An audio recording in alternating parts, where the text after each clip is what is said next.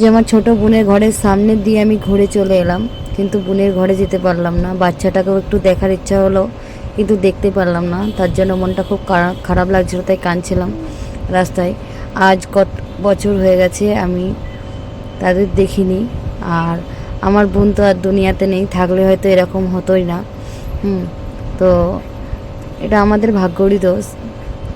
আমার মায়ের, অনেক মানুষের তো ঘরের বোনরা ধরো, আর এটা তো আমাদের হাতে ছিল না, ইন্তেকাল হয়ে গেছে, কিন্তু বাচ্চাটাকে যে আমরা একটু দেখবো কি যাবো কি আমার মা একটু দেখবে সেটাও পারে না। কেননা আমার যে বোনাই তারা আমার সাথে রিস্তায় রাখেনি, তারা আমার সাথে রিস্তা তুলে দিয়েছে। আমরা খালি এতটুকুই চেয়েছিলাম যে বাচ্চাটাকে কমসে কম আমাদের ঘরে দেখতে দিক বা আমাদের কাছে আসতে দিক।